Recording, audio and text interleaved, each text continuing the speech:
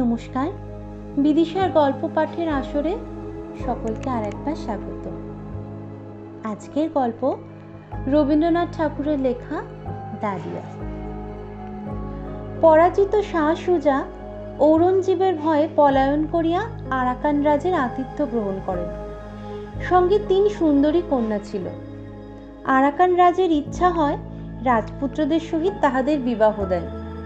সেই প্রস্তাবে শাহ সুজা নিতান্ত অসন্তোষ প্রকাশ করাতে একদিন রাজার আদেশে তাহাকে ছলক্রমে নৌকা যোগে নদী মধ্যে লইয়া নৌকা ডুবাইয়া দিবার চেষ্টা করা হয়। সেই বিপদের সময় কনিষ্ঠা বালিকা আমিনাকে পিতা স্বয়ং নদী মধ্যে নিক্ষেপ করেন।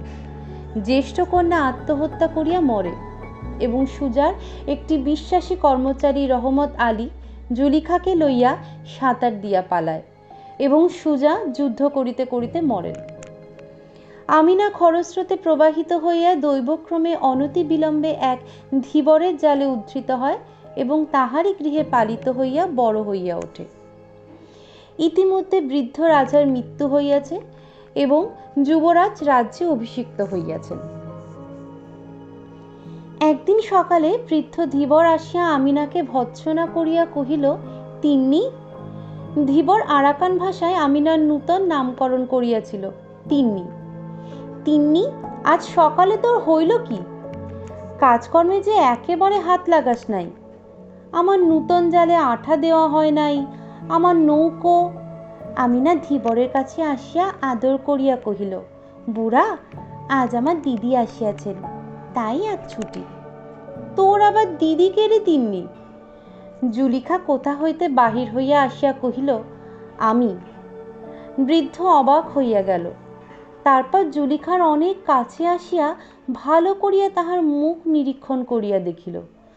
খপ করিয়া জিজ্ঞাসা করিল, তুই কামকাজ কিছু জানিস? আমিনা কহিল, বুড়া, দিদির হইয়া আমি কাজ করিয়া দিব, দিদি কাজ করিতে পারিবে না। বৃদ্ধ কিয়ৎক্ষণ ভাবিয়া জিজ্ঞাসা করিল, তুই থাকিবি কোথায়? জুলিখা বলিল, আমিনার কাছে। বৃদ্ধ ভাবিল, এও তো বিষম বিপদ। জিজ্ঞাসা করিল, খাইবি কি? জুলিখা বলিল, তাহার উপায় আছে বলিয়া অবজ্ঞা ভরে ধীবরের সম্মুখে একটা স্বর্ণ মুদ্রা ফেরিয়া দিল। আমিনা সেটা কুড়াইয়া ধীবরের হাতে তুলিয়া দিয়া চুপি চুপি কহিল, বুড়া, আর কোনো কথা কহিস না, তুই কাজে যা, বেলা হইয়াছে। জুলিখা ছদ্মবেশে নানা স্থানে ভ্রমণ করিয়া অবশেষে আমিনার সন্ধান পাইয়া কি করিয়া ধীবরের কুটিরে আসিয়া উপস্থিত হইয়াছে সে সমস্ত কথা বলিতে গেলে দ্বিতীয় আরেকটি কাহিনী হইয়া পড়ে। তার রক্ষাকর্তা রহমত শেখ ছদ্মনামে আরাকান রাজসভায় কাজ করিতেছে। ছোট নদীটি বহিয়া যাইতেছিল এবং প্রথম গ্রীষ্মের শীতল প্রভাত বায়ুতে কৈলু গাছের রক্তবর্ণ পুষ্পমঞ্জরি হইতে ফুল ঝরিয়া পড়িতেছিল। গাছের তলায় বসিয়া জুলিখা আমিনাকে কহিল, ঈশ্বর যে আমাদের 2 ভগ্নীকে মৃত্যুর হাত হইতে রক্ষা করিয়াছেন সে কেবল পিতার হত্যার প্রতিশোধ লইবার জন্য, নহিলে আর তো কোনো কারণ খুঁজিয়া পাই না। আমিনা নদীর পরপারে সর্বাপেক্ষা দূরবর্তী সর্বাপেক্ষা ছায়াময় বনশ্রেণীর দিকে দৃষ্টি মেলিয়া ধীরে ধীরে কহিল, দিদি, আর ওসব কথা বলিস নে ভাই, আমার এই পৃথিবীটা একরকম বেশ লাগিতেছে। মরিতে চাই তো পুরুষগুলো কাটাকাটি করিয়া মরুকে, আমার এখানে কোনো দুঃখ নাই। জুলিখা বলিল, ছি ছি আমিনা, তুই কি শাহজাদার ঘরের মেয়ে? কোথায় দিল্লির সিংহাসন আর কোথায় আরাকানের ধীবরের কুটির? আমিনা হাসিয়া কহিল, দিদি, দিল্লির সিংহাসনের চেয়ে আমার বুড়ার এই কুটির এবং এই কৈল গাছের ছায়া যদি কোনো বালিকার বেশি ভালো লাগে, তাহাতে দিল্লির সিংহাসন এক বিন্দু অশ্রুপাত করিবে না। জুলিখা কতকটা আনমনে কতকটা আমিনাকে কহিল, তা তোকে দোষ দেওয়া যায় না, তুই তখন নিতান্ত ছোট ছিলি। কিন্তু একবার ভাবিয়া দেখ, পিতা তোকে সবচেয়ে বেশি ভালোবাসিতেন বলিয়া তোকেই স্বহস্তে জলে ফেলিয়া দিয়াছিলেন। সেই পিতৃদত্ত মৃত্যুর চেয়ে এই জীবনকে বেশি প্রিয় জ্ঞান করিস না, তবে যদি প্রতিশোধ তুলিতে পারিস তবেই জীবনের অর্থ থাকে। আমিনা চুপ করিয়া দূরে চাহিয়া রইল, কিন্তু বেশ বোঝা গেল সকল কথা সত্ত্বেও বাহিরের এই বাতাস এবং গাছের ছায়া এবং আপনার নবযৌবন এবং কি একটা সুখ স্মৃতি তাহাকে নিমগ্ন করিয়া রাখিয়াছিল। কিছুক্ষণ পরে একটা দীর্ঘ নিঃশ্বাস ফেলিয়া কহিল, দিদি তুমি একটু অপেক্ষা করো ভাই, আমার ঘরের কাজ বাকি আছে, আমি না রাঁধিয়া দিলে বুড়া খাইতে পাইবে না। জুলিখা আমিনার অবস্থা চিন্তা করিয়া ভারী বিমর্ষ হইয়া চুপ করিয়া বসিয়া রহিল। এমন সময় হঠাৎ ধূপ করিয়া একটা লম্ফের শব্দ হইল এবং পশ্চাৎ হইতে কে একজন জুলিখার চোখ টিপিয়া ধরিল। জুলিখা ত্রস্ত হইয়া কহিয়া উঠিল, কেও? স্বর শুনিয়া যুবক চোখ ছাড়াইয়া দিয়া সম্মুখে আসিয়া দাঁড়াইল। জুলিখার মুখের দিকে চাহিয়া অম্লান বদলে কহিল, তুমি তো তিন্নি নাও। যেন জুলিখা বরাবর আপনাকে তিন্নি বলিয়া চালাইবার চেষ্টা করিতেছিল। কেবল যুবকের অসামান্য তীক্ষ্ণ বুদ্ধির কাছে সমস্ত চাতুরী প্রকাশ হইয়া পড়িয়াছে। জুলিখা বসন সংবরণ করিয়া দৃপ্ত উঠিয়া দাঁড়াইয়া দুই চক্ষে অগ্নিবাণ নিক্ষেপ করিল। জিজ্ঞাসা করিল, কে তুমি? যুবক কহিল, তুমি আমাকে চেনো না, তিন্নি জানে। তিন্নি কোথায়? তিন্নি গোলযোগ শুনিয়া বাহির হইয়া আসিল। জুলিখার রোষ এবং যুবকের হতবুদ্ধি বিস্মিত মুখ দেখিয়া আমিনা উচ্চস্বরে হাসিয়া উঠিল। কহিল, দিদি ওর কথা তুমি কিছু মনে করিও না, ও কি মানুষ? ও একটা বনের মৃগ। যদি কিছু বেয়াদপি করিয়া থাকে আমি উহাকে শাসন করিয়া দিব। ডালিয়া, তুমি কি করিয়াছিলে? যুবক তৎক্ষণাৎ কহিল, চোখ টিপিয়া ধরিয়াছিলাম, আমি মনে করিয়াছিলাম তিন্নি, কিন্তু ও তো তিন্নি নয়। তিন্নি সহসা দুঃসহ ক্রোধ প্রকাশ করিয়া উঠিয়া কহিল, ফের ছোট মুখে বড় কথা, কবে তুমি তিন্নির চোখ টিপিয়াছ? তোমার তো সাহস কম নয়। যুবক কহিল, চোখ টিপিতে তো খুব বেশি সাহসের দরকার করে না, বিশেষত পূর্বের অভ্যাস থাকিলে। কিন্তু সত্যি বলিতেছি তিন্নি, আজ একটু ভয় পাইয়া গিয়াছিলাম। বলিয়া গোপনে জুলিখার প্রতি অঙ্গুলি নির্দেশ করিয়া আমিনার মুখের দিকে চাইয়া নিঃশব্দে হাসিতে লাগিল। আমিনা কহিল, না, তুমি অতি বর্বর, শাহজাদির সম্মুখে দাঁড়াইবার যোগ্য নও, তোমাকে সহবত শিক্ষা দেয়া আবশ্যক। দেখো, এমনি করিয়া সেলাম করো। বলিয়া আমিনা তাহার যৌবনে মঞ্জরিত তনুলতা অতি মধুর ভঙ্গিতে নত করিয়া জুলিখাকে সেলাম করিল। যুবক বহু কষ্টে তাহার নিতান্ত অসম্পূর্ণ অনুকরণ করিল। বলিল, এমনি করিয়া 3 পা পিছু হটিয়া আইস। যুবক পিছু হটিয়া আসিল, আবার সেলাম করো। আবার সেলাম করিল। এমনি করিয়া পিছু হটাইয়া সেলাম করাইয়া আমিনা যুবককে কুটিরের দ্বারের কাছে লইয়া গেল। কহিল, ঘরে প্রবেশ করো। যুবক ঘরে প্রবেশ করিল। আমিনা বাহির হইতে ঘরের দ্বার রুদ্ধ করিয়া দিয়া কহিল, একটু ঘরের কাজ করো, আগুনটা জ্বালাইয়া রাখো। বলিয়া দিদির পাশে আসিয়া বসিল। কহিল, দিদি রাগ করিস নে ভাই, এখানকার মানুষগুলো এই রকমের, হাড় জ্বালাতন হইয়া গেছে। কিন্তু আমিনার মুখে কিংবা ব্যবহারে তাহার লক্ষণ কিছুই প্রকাশ পায় না, বরং অনেক বিষয়ে এখানকার মানুষের প্রতি তাহার কিছু অন্যায় পক্ষপাত দেখা যায়। জুলিখা যথাসাধ্য রাগ প্রকাশ করিয়া কহিল, বাস্তবিক আমিনা, তোর ব্যবহারে আমি আশ্চর্য হইয়া গেছি। একজন বাহিরের যুবক আসিয়া তোকে স্পর্শ করিতে পারে, এত বড় তাহার সাহস। আমিনা দিদির সহিত যোগ দিয়া কহিল, দেখ দেখি বোন, যদি কোনো বাদশাহ কিংবা নবাবের ছেলে এমন ব্যবহার করিত তবে তাহাকে অপমান করিয়া দূর করিয়া দিতাম। জুলিখার ভিতরে হাসি আর বাধা মানিল না। হাসিয়া উঠিয়া কহিল, সত্য করিয়া বল দেখি আমিনা, তুই যে বলিতেছিলি পৃথিবীটা তোর বড় ভালো লাগিতেছে, সে কি ওই বর্বর যুবকটার জন্য? আমিনা কহিল, তা কথা সত্য বলি দিদি, ও আমার অনেক উপকার করে। ফুলটা ফলটা পাড়িয়া দেয়, শিকার করিয়া আনে, একটা কিছু কাজ করিতে ডাকিলে ছুটিয়া আসে।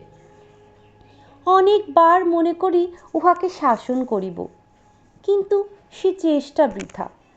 যদি খুব চোখ রাঙাইয়া বলি, ডালিয়া, তোমার প্রতি আমি ভারী অসন্তুষ্ট হইয়াছি, ডালিয়া মুখের দিকে চাহিয়া পরম কৌতুকে নিঃশব্দে হাসিতে থাকে।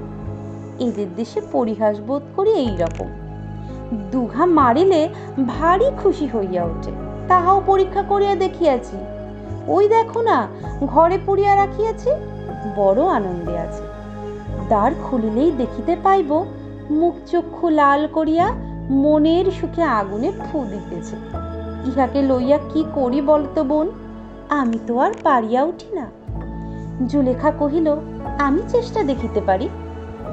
আমিনা হাসিয়া মিনতি করিয়া বলিল, তোর দুটি পায়ে পড়ি বোন, ওকে আর তুই কিছু বলিস না। এমন করিয়া বলিল যেন ওই যুবকটি আমিনার একটি বড় সাধের পোষা হরিণ, এখনো তাহার বন্য স্বভাব দূর হয় নাই। পাছে অন্য কোনো মানুষ দেখিলে ভয় পাইয়া নিরুদ্দেশ হয়, এমন আশঙ্কা আছে। এমন সময় ধীবর আসিয়া কহিল, আজ ডালিয়া আসে নাই তিন্নি? আসিয়াছে। কোথায় গেল? সে বড় উপদ্রব করিতেছিল, তাই তাহাকে ওই ঘরে পুড়িয়া রাখিয়াছি। বৃদ্ধ কিছু চিন্তান্বিত হইয়া কহিল, যদি বিরক্ত করে সহিয়া থাকিস, অল্প বয়সে অমন সকলেই দুরন্ত হইয়া থাকে। বেশি শাসন করিস না। ডালিয়া কাল এক থলু দিয়া আমার কাছে 3টি মাছ লইয়াছিল। আমিনা কহিল, ভাবনা নাই বুড়া, আজ আমি তাহার কাছে 2 থলু আদায় করিয়া দেব, একটিও মাছ দিতে হইবে না। বৃদ্ধ তাহার পালিত কন্যার এত অল্প বয়সে এমন চাতুরী এবং বিষয় বুদ্ধি দেখিয়া পরম প্রীত হইয়া তাহার মাথায় সস্নেহ হাত বুলাইয়া চলিয়া গেল। আশ্চর্য এই, ডালিয়ার আসা যাওয়া সম্বন্ধে জুলিখার ক্রমে আর আপত্তি রহিল না। ভাবিয়া দেখিলে ইহাতে আশ্চর্য নাই, কারণ নদীর যেমন একদিকে স্রোত আর একদিকে কূল, রমণীর সেইরূপ হৃদয়াবেগ এবং লোকলজ্জা। কিন্তু সভ্য সমাজের বাহিরে আরাকানের প্রান্তে এখানে লোক কোথায়? এখানে কেবল ঋতু পর্যায়ে তরু মঞ্জরিত হইতেছে এবং সম্মুখে নীলা নদী বর্ষায় স্ফীত, শরতে স্বচ্ছ এবং গ্রীষ্মে ক্ষীণ হইতেছে। পাখির উচ্ছ্বসিত কণ্ঠস্বরে সমালোচনার লেশ মাত্র নাই, এবং দক্ষিণ বায়ু মাঝে মাঝে পরপারের গ্রাম হইতে মানব চক্রের গুঞ্জনধ্বনি বহিয়া আনে, কিন্তু কানাকানি আনে না। পতিত অট্টালিকার উপরে ক্রমে যেমন অরণ্য জন্মে, এখানে কিছুদিন থাকিলে সেইরূপ প্রকৃতির গোপন আক্রমণে লৌকিকতার মানব নির্মিত দৃঢ় ভিত্তি ক্রমে অলক্ষিতভাবে ভাঙিয়া যায় এবং চতুর্দিকে প্রাকৃতিক জগতের সহিত সমস্ত একাকার হইয়া আসে। 2টি সমযোগ্য নরনারীর মিলন দৃশ্য দেখিতে রমণীর যেমন সুন্দর লাগে, এমন আর কিচ্ছু নয়। এত রহস্য, এত সুখ, এত অতল স্পর্শ কৌতূহলের বিষয় তাহার পক্ষে আর কিছুই হইতে পারে না। অতএব এই বর্বর কুটিরের মধ্যে নির্জন দারিদ্র্যের ছায়ায় যখন জুলিখার কুলগর্ব এবং লোকমর্যাদার ভাব আপনি শিথিল হইয়া আসিল, তখন পুষ্পিত কৈলু তরুচ্ছায়ে আমিনা এবং ডালিয়ার মিলনের এই এক মনোহর খেলা দেখিতে তাহার বড় আনন্দ হইত। বোধ করি তাহারও তরুণ হৃদয়ের একটা অপরিতৃপ্ত আকাঙ্ক্ষা জাগিয়া উঠিত এবং তাহাকে সুখে দুঃখে চঞ্চল করিয়া তুলিত। অবশেষে এমন হইল, কোনোদিন যুবকের আসিতে বিলম্ব হইলে আমিনা যেমন উৎকণ্ঠিত হইয়া থাকিত, জুলিখাও তেমন আগ্রহের সহিত প্রতীক্ষা করিত, এবং উভয়ে একত্র হইলে চিত্রকর নিজের সদ্য সমাপ্ত ছবি ঈষৎ দূর হইতে যেমন করিয়া দেখে, তেমন করিয়া সস্নেহে সহাস্যে নিরীক্ষণ করিয়া দেখিত। কোনো কোনো দিন মৌখিক ঝগড়াও করিত, ছল করিয়া ভৎসনা করিত, আমিনাকে গৃহে রুদ্ধ করিয়া যুবকের মিলনাবেগ প্রতিহত করিত। সম্রাট এবং অরণ্যের মধ্যে একটা সাদৃশ্য আছে। উভয়ে স্বাধীন, উভয়েরই স্বরাজের একাধিপতি, উভয়কেই কাহারও নিয়ম মানিয়া চলিতে হয় না। উভয়ের মধ্যেই প্রকৃতির একটা স্বাভাবিক মহত্ব এবং সরলতা আছে। যাহারা মাঝারি, যাহারা দিনরাত্রি লোকশাস্ত্রের অক্ষর মিলাইয়া জীবনযাপন করে, তাহারাই কিছু স্বতন্ত্র গোছের হয়। তাহারাই বড়োর কাছে দাস, ছোটোর কাছে প্রভু এবং অস্থানে নিতান্ত কিংকর্তব্য বিমূঢ় হইয়া দাঁড়ায়। বর্বর ডালিয়া প্রকৃতি সম্রাজ্ঞীর উচ্ছৃঙ্খল ছেলে। শাহজাদির কাছে কোনো সংকোচ ছিল না এবং শাহজাদিরাও তাহাকে সমকক্ষ লোক বলিয়া চিনিতে পারিত। সহাস্য সরল কৌতুকপ্রিয় সকল অবস্থাতেই নির্ভীক, অসংকুচিত, তাহার চরিত্রে দারিদ্র্যের কোনো লক্ষণই ছিল না। কিন্তু এই সকল খেলার মধ্যে একবার জুলিখার হৃদয়টা হায় হায় করিয়া উঠিত, ভাবিত সম্রাট পুত্রীর জীবনের এই কি পরিণাম। একদিন প্রাতে আসিবা মাত্র জুলিখা ডালিয়ার হাত চাপিয়া কহিল, ডালিয়া, এখানকার রাজাকে দেখাইয়া দিতে পারো? পারি। কেন বলো দেখি? আমার একটা ছোড়া আছে, তাহার বুকের মধ্যে বসাইতে চাই। প্রথমে ডালিয়া কিছু আশ্চর্য হইয়া গেল, তাহার পর জুলিখার হিংস্রা প্রহর মুখের দিকে চাহিয়া তাহার সমস্ত মুখ হাসিতে ভরিয়া গেল, যেন এত বড় মজার কথা সে ইতিপূর্বে কখনো শোনে নাই। যদি পরিহাস বলো তো এই বটে, রাজপুত্রীর উপযুক্ত। কোনো কথা নাই, বার্তা নাই, প্রথম আলাপেই একখানি ছোড়ার আধখানা একটা জীবন্ত রাজার বক্ষের মধ্যে চালনা করিয়া দিলে, এইরূপ অত্যন্ত অন্তরঙ্গ ব্যবহারে রাজাটা হঠাৎ কিরূপ অবাক হইয়া যায়, সেই চিত্র ক্রমাগত তাহার মনে উদিত হইয়া তাহার নিঃশব্দ কৌতুক হাসি থাকিয়া থাকিয়া উচ্চ হাস্যে পরিণত হইতে লাগিল। তাহার পরদিনই রহমত শেখ জুলিখাকে গোপনে পত্র লিখিল যে আরাকানের নূতন রাজা ধীবরের কুটিরে 2 ভগ্নীর সন্ধান পাইয়াছেন এবং গোপনে আমিনাকে দেখিয়া অত্যন্ত মুগ্ধ হইয়াছেন। তাহাকে বিবাহার্থে অবিলম্বে প্রাসাদ আনিবার আয়োজন করিতেছেন। প্রতিহিংসার এমন সুন্দর অবসর আর পাওয়া যাইবে না।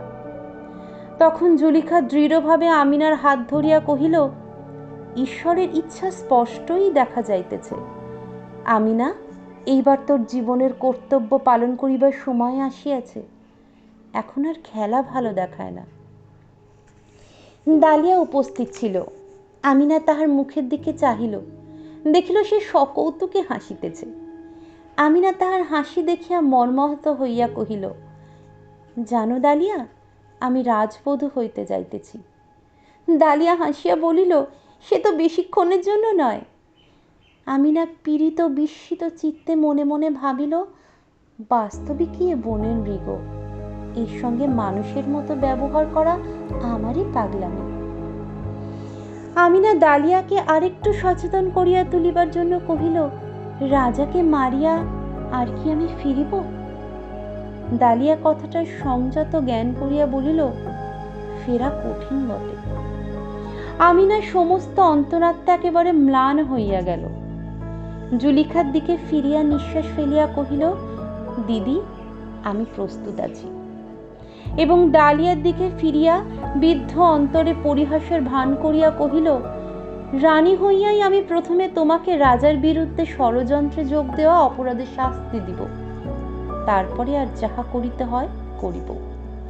শুনিয়া ডালিয়া বিশেষ কৌতুক বোধ করিল, যেন প্রস্তাবটা কার্যে পরিণত হইলে তাহার মধ্যে অনেকটা আমোদের বিষয় আছে।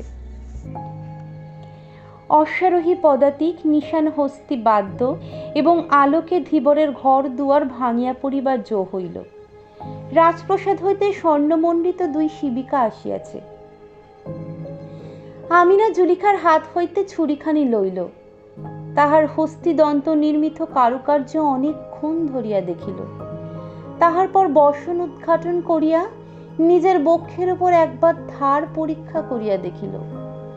জীবন মুকুলের বৃন্তের কাছে ছুরিটি একবার স্পর্শ করিল, আবার সেটিকে খাপের মধ্যে পুরিয়া বসনের মধ্যে লুকাইয়া রাখিল। একান্ত ইচ্ছা ছিল এই মরণযাত্রার পূর্বে একবার ডালিয়ার সহিত দেখা হয়, কিন্তু কাল হইতে সে নিরুদ্দেশ। ডালিয়া সেই যে হাসিতেছিল, তাহার ভিতরে কি অভিমানের জ্বালা প্রচ্ছন্ন ছিল? শিবিকায় উঠিবার পূর্বে আমিনা তার বাল্যকালের আশ্রয়টি অশ্রু জলের ভিতর হইতে একবার দেখিল। তাহার সেই ঘরের গাছ, তাহার সেই ঘরের নদী। ধীবরের হাত ধরিয়া বাষ্পরুদ্ধ কম্পিত স্বরে কহিল, বুড়া, তবে চলিলাম। তিন্নি গেলে তোর ঘরকন্যা কে দেখিবে? বুড়া একেবারে বালকের মতো কাঁদিয়া উঠিল। আমিনা কহিল, বুড়া, যদি ডালিয়া আর এখানে আসে তাহাকে এই আংটি দিও, বলিও তিন্নি যাইবার সময় দিয়া গেছে। এই বলিয়াই দ্রুত শিবিকায় উঠিয়া পড়িল। মহাসমরয়ে শিবিকা চলিয়া গেল আমিনার কুটির, নদী তীর। কইল তরুতল অন্ধকার, নিঃশব্দ নিস্তব্ধ জনশূন্য হইয়া গেল। যথাকালে শিবিকাদ্বয় তোরণদ্বার অতিক্রম করিয়া অন্তঃপুরে প্রবেশ করিল। দুই ভগিনী শিবিকা ত্যাগ করিয়া বাহিরে আসিল। আমিনার মুখে হাসি নাই, চোখেও অশ্রুচিহ্ন নাই। জুলিখার মুখ বিবর্ণ। কর্তব্য যখন দূরে ছিল ততক্ষণ তাহার উৎসাহের তীব্রতা ছিল। এখন সে কম্পিত হৃদয়ে ব্যাকুল স্নেহে আমিনাকে আলিঙ্গন করিয়া ধরিল। মনে মনে কহিল, নবপ্রেমের বৃন্ত হইতে ছিন্ন করিয়া এই ফুটন্ত ফুলটিকে কোন রক্তস্রোতে ভাসাইতে যাইতেছি। কিন্তু তখন আর ভাবিবার সময় নাই। পরিচারিকাদের দ্বারা নীত হইয়া শত সহস্র প্রদীপের অনিমেষ তীব্র দৃষ্টির মধ্যে দিয়া দুই ভগিনী স্বপ্নাহতের মতো চলিতে লাগিল। অবশেষে বাসর ঘরের দ্বারের কাছে মুহূর্তের জন্য থামিয়া আমিনা জুলিখাকে কহিল, দিদি। জুলিখা আমিনাকে গাঢ় আলিঙ্গনে বাঁধিয়া চুম্বন করিল। উভয় ধীরে ধীরে ঘরে প্রবেশ করিল। রাজবেশ পরিয়া ঘরের মাঝখানে মৎস্যলন্দ শয্যার ওপরে রাজা বসিয়া আছে। আমিনা সসংকোচে দ্বারের অনতি দূরে দাঁড়াইয়া রহিল। জুলিখা অগ্রসর হইয়া রাজার নিকটবর্তী হইয়া দেখিল রাজা নিঃশব্দে সকৌতুকী হাসিয়াতেন। জুলিখা বলিয়া উঠিল, ডালিয়া। আমিনা মূর্ছিত হইয়া পড়িল। ডালিয়া উঠিয়া তাহাকে আহত পাখিটির মতো কোলে লইয়া তুলিয়া শয্যায় লইয়া গেল। আমিনা সচেতন হইয়া বুকের মধ্য হইতে ছুরিটি বাহির করিয়া দিদির মুখের দিকে চাহিল। দিদি ডালিয়ার মুখের দিকে চাহিল। ডালিয়া চুপ করিয়া হাস্যমুখে উভয়ের প্রতি চাহিয়া রহিল। ছুরিও তাহার খাপের মধ্য হইতে একটুখানি মুখ বাহির করিয়া এই রঙ্গ দেখিয়া ঝিকমিক করিয়া হাসিতে লাগিল।